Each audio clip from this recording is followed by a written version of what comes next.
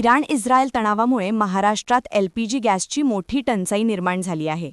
मुंबई, नागपूर, अमरावती आणि जळगाव या शहरांमध्ये नागरिकांना गॅससाठी मोठा त्रास सहन करावा लागत आहे. पुरवठा साखळी बिघडल्यामुळे गॅस वितरण पूर्णपणे विस्कळीत झाले असून त्याचा थेट परिणाम स्वयंपाकघरावर होत आहे. मुंबईतील मालवणी भागात परिस्थिती अत्यंत गंभीर झाली आहे.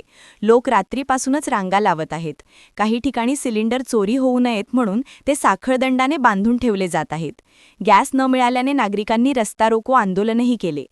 छत्रपती संभाजीनगरमध्ये गॅसचा काळा बाजार समोर आला आहे. पोलिसांनी सुमारे 1.26 कोटी रुपयांचा एलपीजी साठा जप्त केला असून हा साठा हजारो कुटुंबांना पुरेल इतका मोठा आहे. नागपुरात मागील 17-18 दिवसांपासून गॅस पुरवठा सुरळीत नाही. अनेक ठिकाणी नो स्टॉकची स्थिती आहे आणि ऑनलाईन बुकिंग यंत्रणाही बंद पडली आहे. अमरावतीतही एजन्सीसमोर ग्राहकांच्या लांब रांगा लागल्या आहेत. जळगावमध्ये नागरिकांनी एजन्सीविरोधात आंदोलन करत महामार्ग रोखला. त्यानंतर प्रशासनाने हस्तक्षेप करून पुरवठा लवकरच सुरळीत करण्याचे आश्वासन दिले आहे. एकूणच आंतरराष्ट्रीय तणावामुळे पुरवठा साखळीवर परिणाम झाला असून काही ठिकाणी साठेबाजीमुळे ही टंचाई अधिक तीव्र झाली आहे.